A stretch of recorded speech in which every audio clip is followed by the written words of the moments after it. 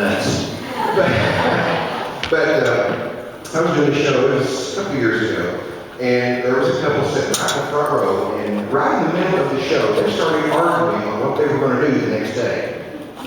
And it got to the point of distraction where I had to stop what I was doing. Now, what I could hear was, no, dear, we're going shopping.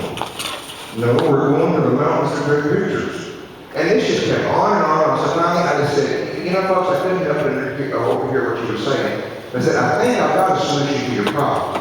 I said, I am off tomorrow from my day job. I said, and I don't want to go to the mountains myself and take some pictures. So why don't I meet you in the morning at your hotel? We'll take my car, we'll go up to the mountains, we'll take pictures, and then your wife will have the car, she can go shopping, and everybody should be happy. Well, they agreed that that was the best solution. So I met them that next morning at the hotel. It was probably about 5 o'clock. And we headed up to the Sugarlands Welcome Center there at the National Park entrance, and we were going to get a couple of maps and try to figure out which trails to take them on, because we wanted to get the best pictures you could for the time that we had. So it was still a little early for the sun to be up over the mountain, so we decided we'd walk the trail there at the Welcome Center. So we had much more about story. This little brown squirrel running across the ground.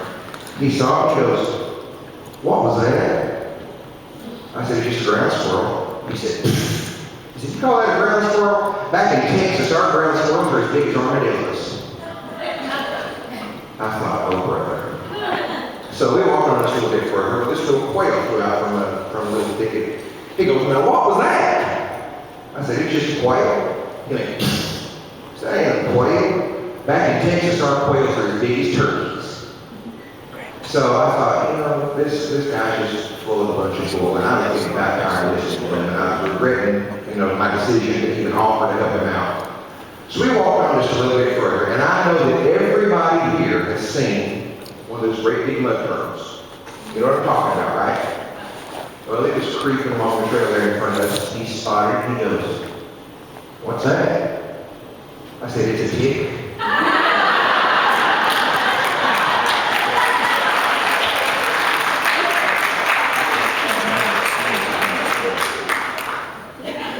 She's going to teach her a little.